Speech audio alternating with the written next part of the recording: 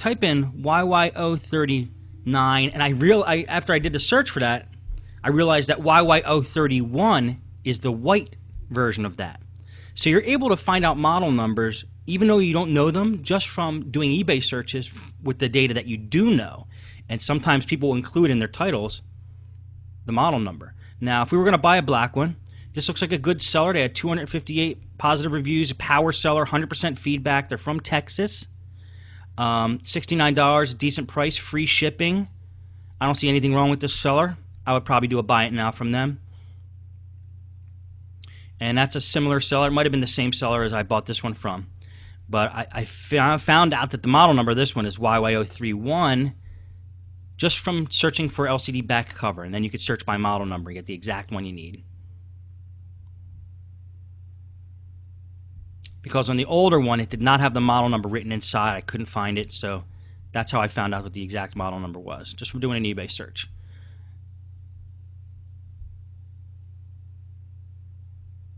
Now this one came with hinges, so I actually did take the old hinges out from the other one and just put this one in since the hinges are already connected. Now I'm just screwing the hinges in from the back. I'm not going to do a full-blown, putting all the screws back in the hinges yet. Just want to make it so it's stable so I can put the screen in, and then we'll tighten up all the screws. But there are 2 screws that go in the back that hold the hinges together, and I figured I'd put those in now since I have access to the back.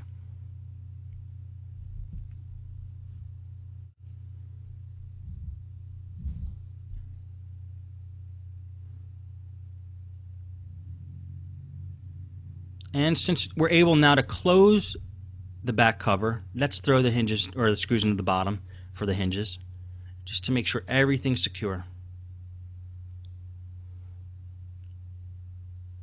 There's 2 screws that hold the hinges in on the bottom. So you got 2 on the back, 2 on the bottom. Now I'm tightening them all up, make sure they're all tight.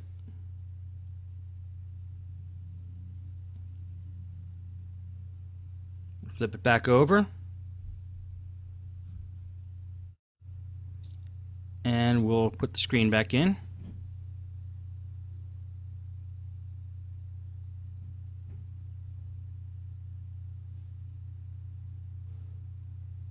Just making sure all the hinge screws are tight.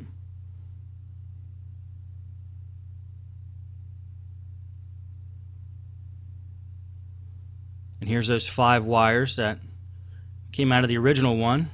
They also came with the new one, which was good. We didn't have to go fishing the wires through anywhere. We're going to take them all and we're going to put them through the hole in the laptop here and have them pop out the bottom and reattach them at the bottom. This way that will be done. And the only thing we have to concentrate on is getting the screen back in and the webcam.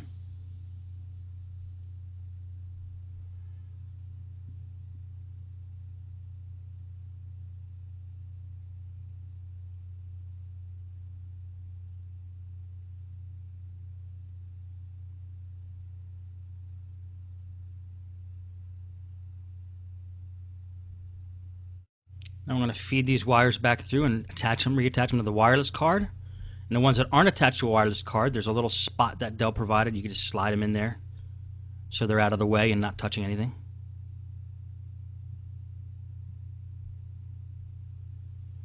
This could get a little tricky with those little connectors, but they snap on once you get them set the right way. There's usually 2 on a wireless card. On a wireless end card, you're going to get 3 a lot of times. 3 antennas. Now we can put that plate back on. Seal that up.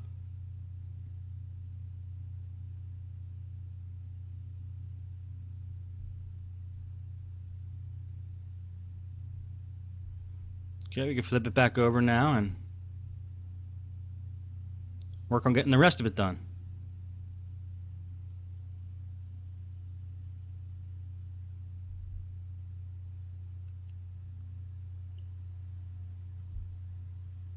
Okay, we're going to get the old plate now and take the webcam out, which is only held in by a few screws.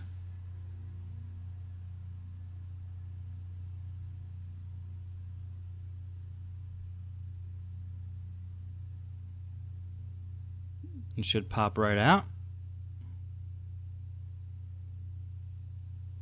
That little piece is the whole webcam. I'm going to put it into the new case here and just fasten it in with the screws. It's molded so it fits right in there, and there's a couple little pins that pop up that allow you to fasten it right in there. We're going to screw that in. One screw.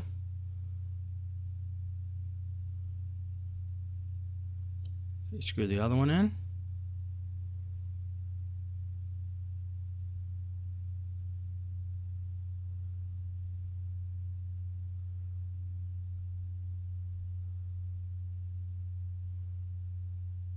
Those wires like to pop up, but when we get everything back together, we'll be able to push them down so they're flush with the top case there.